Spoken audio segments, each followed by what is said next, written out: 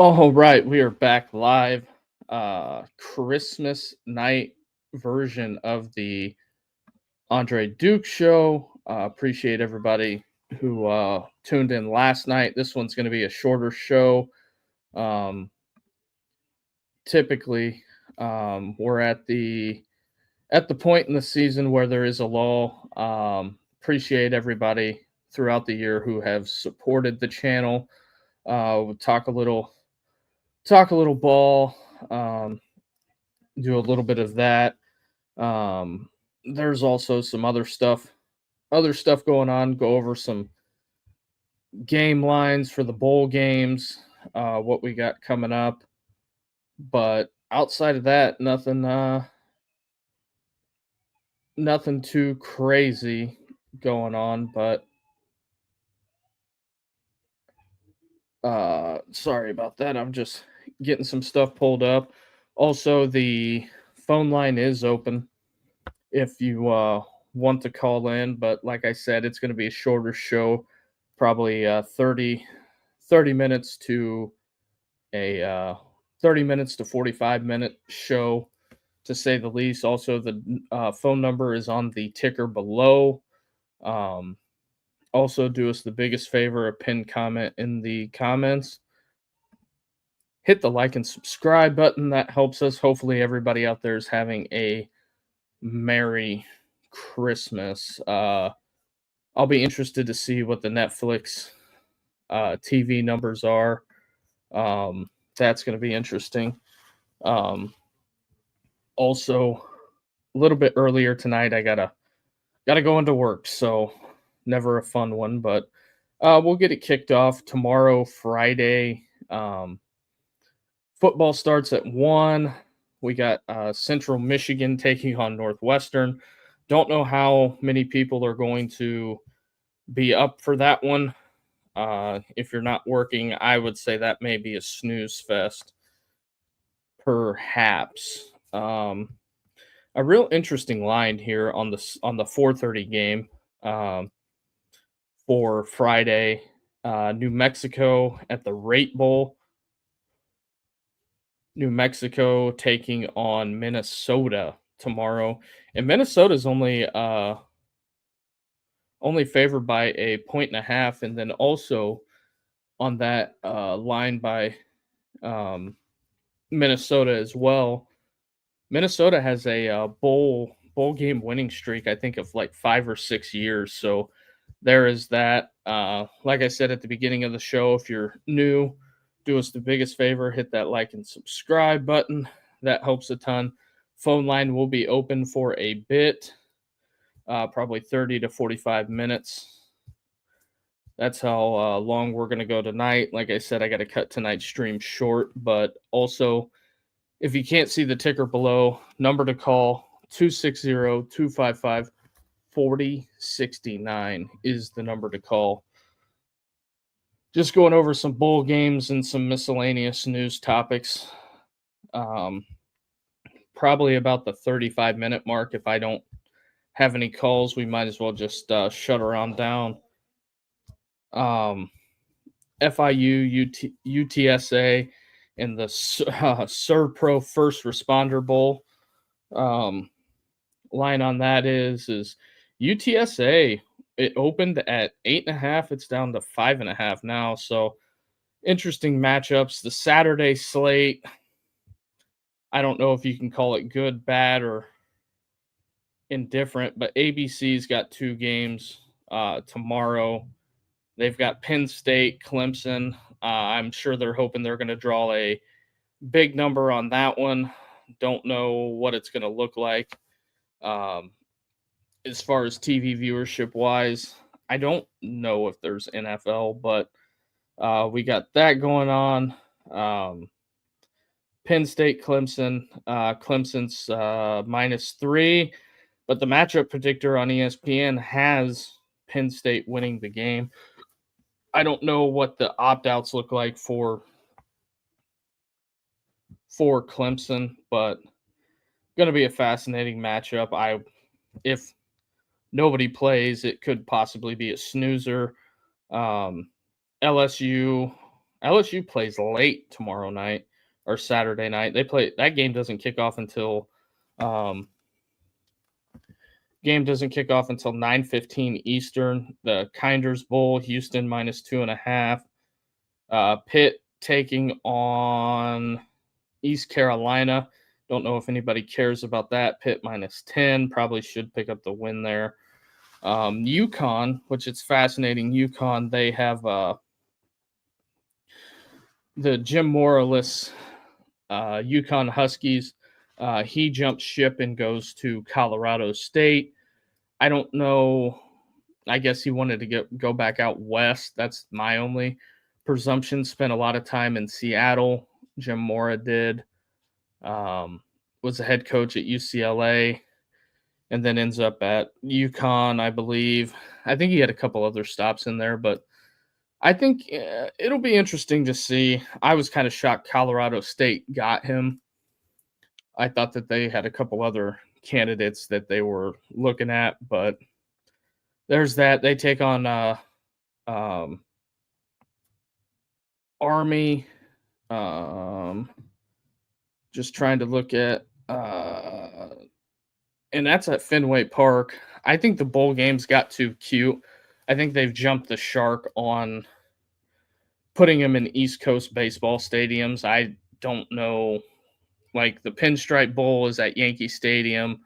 I get it for the baseball stadiums. They get to make some revenue off of it, but I just don't know if you want to be outside in Boston in January. That's the big thing. And then also NBA all over today. I believe there's 5 games and 5 different time slots for the NBA. They are, trying to stake claim, but the NFL is probably going to beat them to a pulp when that TV number comes out. I would imagine it's although the NFL is on Netflix, I wonder how many people subscribe to Netflix just to watch the NFL today, and will probably cancel it shortly after. So the NFL knows what they're doing with their partnership with Netflix because they bank on you subscribing and then maybe keeping it for a couple of days, and then hopefully you become a Netflix customer. That's kind of their feeling there, but Netflix is trying to get into the live sports, which can't blame them because that's where all the money's at in live sports. So there is that. Also, Pop Tart Bowl 3:30. I guess ABC's got 3 games tomorrow. They got the 3 big games. They got Georgia Tech taking on BYU on ABC. Don't know how fascinating that'll be. I believe everything that I've read so far, Haynes King is playing. So I think that'll be a very competitive game because a lot of the kids at Georgia Tech and BYU, this is the last time that they're probably going to play football. So there is that. Then you have Miami of Ohio taking on Fresno State in the Snoop Dogg Bowl. Don't know how excited people are about the Snoop Dogg Bowl. Also, do us the biggest favor, hit that like and subscribe button. Also, phone number to call, 260-255-4069 is the number to call. So there is that. Fresno, Miami. Fresno, that line's actually went the Fresno way, so we'll see. North Texas losing their head coach, and Sean Lewis, the 9-3 Aztecs, and Sean Lewis. Also, the fun fact on him is he's the one that got fired at Colorado. I guess I don't know if you want to say fired or demoted, but he got taken off as one of the countable 10, and then Pat Shermer came in to replace him. When Colorado and Dion were struggling that first year, a lot of blame got assessed to him, and it is what it is. But Sean Lewis left a head coaching job to go out to Colorado, and that's kind of where he sank at. And then he doesn't get it back going until he gets the head job at San Diego State. Had a subpar year last year, and then after that had happened, he ends up San Diego State 9-3 this year. I thought he was going to get offered a bigger job, to be 100% honest with you. So I would say Sean Lewis will most likely probably be at a different spot next year if he has this continued success. And then Virginia, the 10-3 Cavaliers, never thought I'd ever say that, taking on the Missouri Tigers in the Tax Slayer Bowl. Missouri is -4 in that one. So I guess we got the ACC versus SEC, Missouri kind of being the middle of the road in the SEC, and then you have Virginia being the top of the ACC. They played for the conference championship, and subsequently Duke wins the conference championship at 7-5. What a world we live in. So there is that. And then Georgia Southern taking on App State. Don't know how it. Don't know what people feel about that. App State with a 5-7 record. It ain't their fault. Some of the teams, they have too many bowl games that they've got to feed that they gotta fill. That's why 5-7 is taking on a 6-6.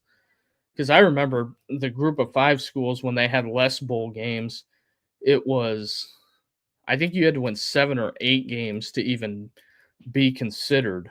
So times have changed, and then that game is on Monday, and then Tuesday, the day before New Year's Eve, you have Tennessee taking on Illinois, the battle of the 2 different shades of orange. Brett Bielema, Josh Heupel, big man coaching matchup. It's going to be tough. I'm going to be torn in that one because you got to root for the guy who looks most like you. So there's that. Louisiana Tech taking on Coastal Carolina. Coastal, I believe, has got a new coach. USC takes on TCU. Don't know. And then New Year's Eve, excluding the college football playoff games, you have Iowa Vanderbilt.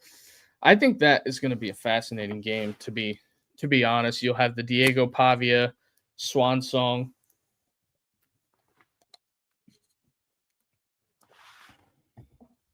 Diego Pavia's last game, and taking on Iowa. I think that'll be an interesting matchup because if Vanderbilt loses, the Big Ten fans will come out and be, doing the whole SEC thing.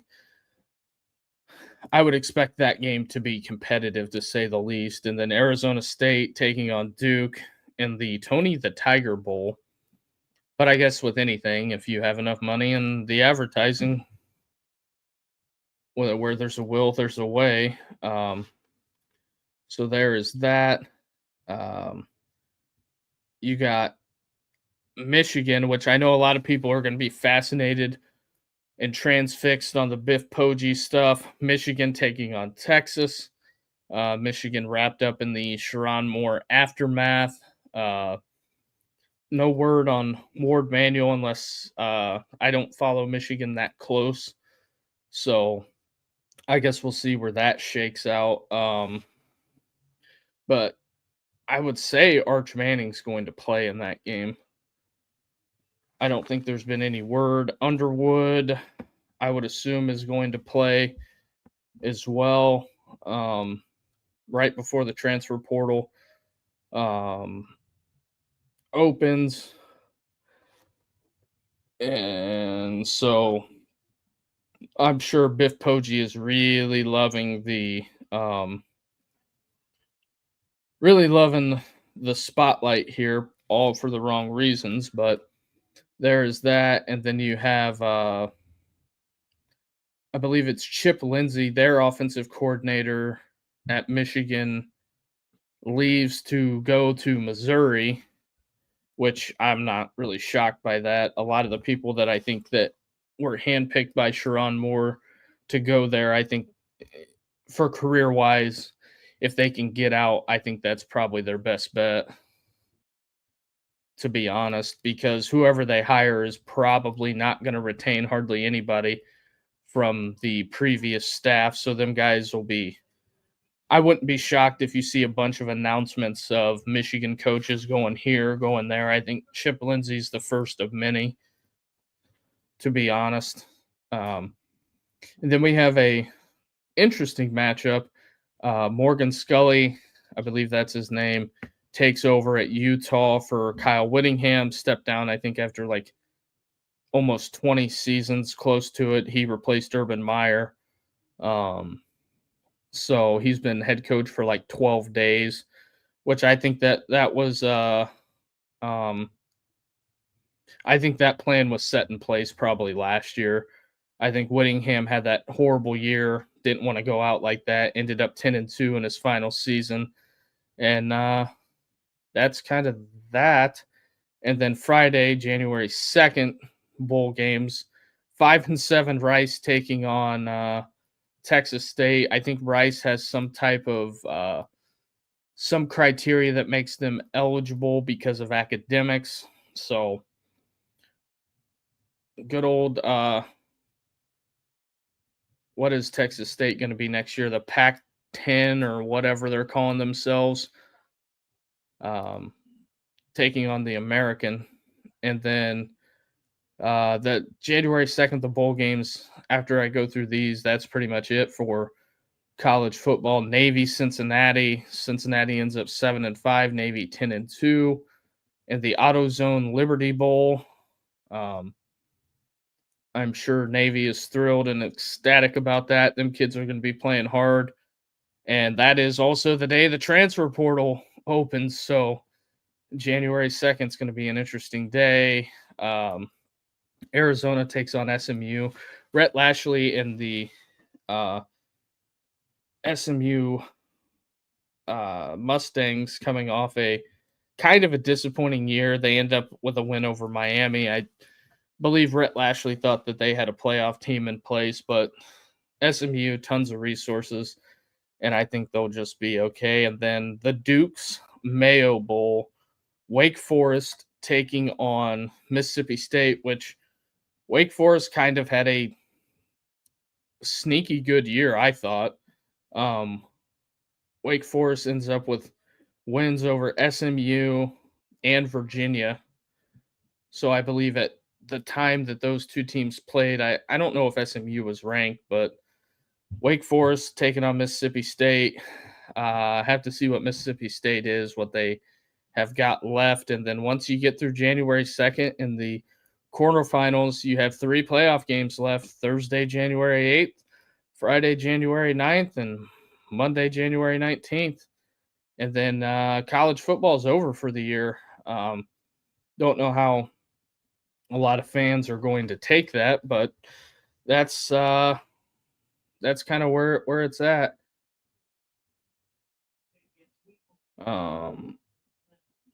It's circulating. There's a lot of articles coming out right now on the Matt Campbell stuff at Penn State. I think it's going to be a wait and year or wait and see with Penn State. Howdy ho, Dave's here. What's up, my guy? We're getting ready to wind her on down, coming into the final stretch here. Thamel also coaching carousel stuff. Michigan, they're still out there spreading the DeBoer to Michigan stuff. And I think I'll be shocked if he doesn't have to address that in another media availability, to be honest. With Thamel putting it out there, and then they did their rankings. ESPN did, Bill Connolly, ranking every head coach. And I want to say Pat Fitzgerald is dead last as I scroll through this.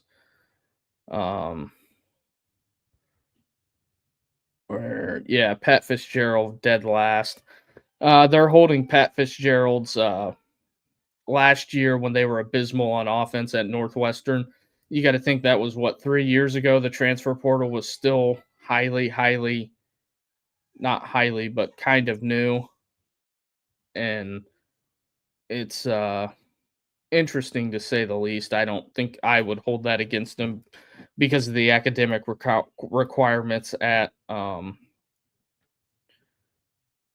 under that.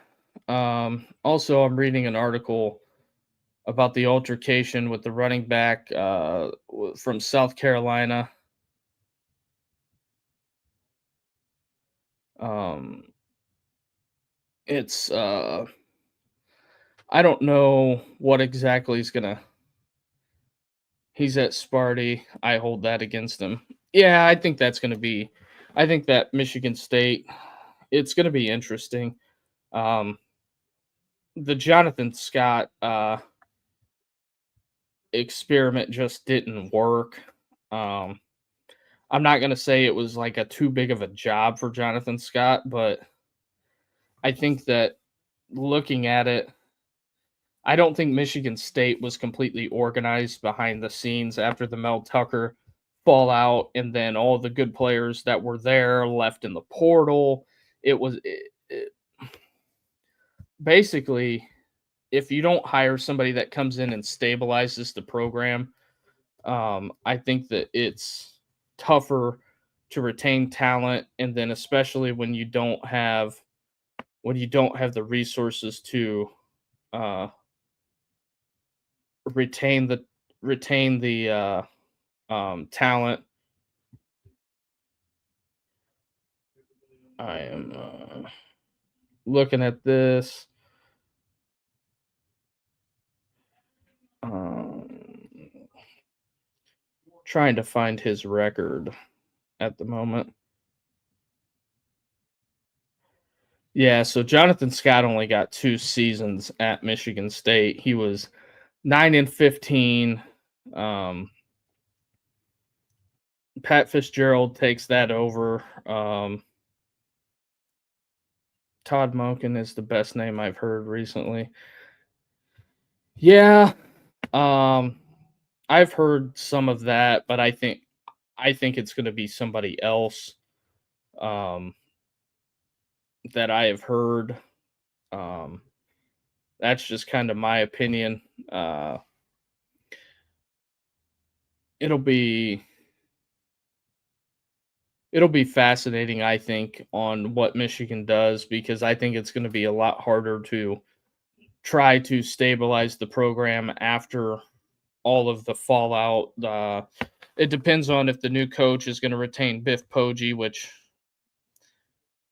I don't know if that is 100% a good idea. Um, but sometimes coaches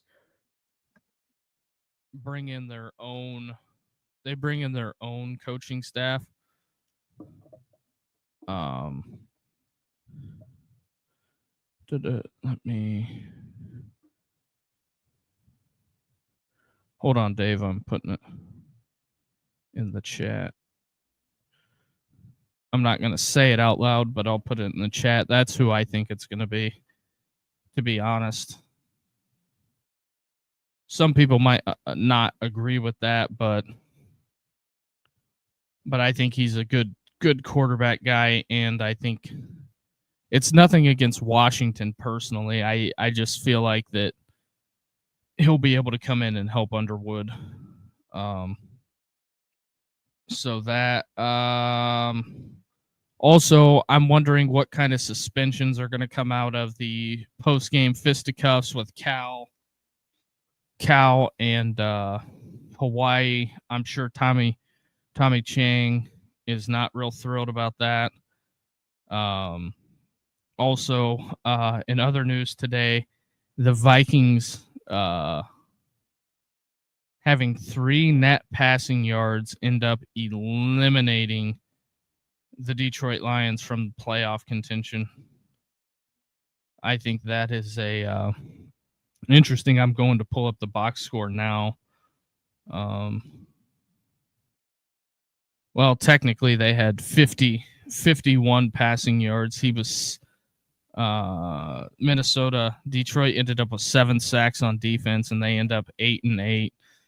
Ooh wee! And Ben Johnson's going to be most likely the number 1 overall close to the number 1 overall seed at in Chicago. We'll have to see how that whole thing shakes out on the NFL side of things. The past 3 seasons for the Lions, 12-5, lost in the conference championship game, 15-2. Willie Osborne, Alabama over Indiana. I got you. Miami over Ohio State. Ooh, I don't know. I don't know about that one. Miami over Indy. Or Miami over Ohio State. Oof. That's going to be interesting. That's not my take. I lean Ohio State. I don't think I would bet that, but I do have a shocking suspicion that I think that Vegas will get one of these games horrendously wrong like they normally do. Last year it was Ohio State, Oregon, where I think Ohio State ended up beating them by 21 and they pulled the dogs off of them. So there is that. As we go to wrap this up, I'm just scanning the rest of the news here. Not a whole lot going on today in college football. They still have the Trinidad Chambliss waiver thing still kind of out there. So I don't know when he's going to get that decision. I'm assuming it's going to be soon. And then also James Gibson is reportedly joining Kentucky staff from Texas A&M, working with the Wildcats defense under new leadership, a notable offseason coaching shift is what that article says. Miami gets a boost ahead for the college football game. Buckeye Nation, Merry Christmas. Merry Christmas to you, man. We're getting ready to fold up shop for the evening, but hopefully the Grinch did not steal anything from anybody. Also, if you're new here, take this time to hit that like and subscribe button. That helps us tremendously. We are on the road to 500. We only need 74 more is where we're at. Outside of that, there's a bunch of people giving bowl game predictions, but I read the remaining bowls, and I didn't get a lot of feedback from that. So I'm going to go out on a limb and say you guys don't give a rat's ass about none of that. So I think Kansas City, Denver is going right now. Kansas City's up. Look at the box score. I don't even know who's playing Q for Kansas City. The Grinch robbed Michigan already. Ooh, Buckeye Nation, yeah. I guess we'll see. Do a little NFL playoff outlook. Going into it, teams that are eliminated are Vegas, Cleveland, Tennessee, New Jersey, the Jets, Cincinnati, Miami, Kansas City. The only available teams that are vying for the final 2 playoff spots. But I think if Baltimore loses and Pittsburgh wins the division. And Pittsburgh, I think, would lock up the number 4 seed. So the teams that have punched their ticket, Denver, New England, Jacksonville, the Chargers, and Buffalo. The only folks left are Pittsburgh, Houston, Indy, and Baltimore. But I think if the Baltimoreans lose again, they are done. The NFC playoff picture is set. Seattle, Chicago, Philly, and I think the only 2 teams eligible, it's either going to be Carolina or Tampa Bay. And Tampa Bay plays Sunday. They take on Miami, and the Panthers take on Seattle. That's already in on the playoffs, so Seattle could maybe sit their guys. And then they take on Tampa Bay for the division. because in the NFC, the wild cards are spoken for. So there's that. A little Christmas Day football action. I guess I'll take this time to tell everybody thank you for joining in and taking time out of your holiday to see what we're talking about over here. Also, if you can do us the biggest favor, hit that like and subscribe button.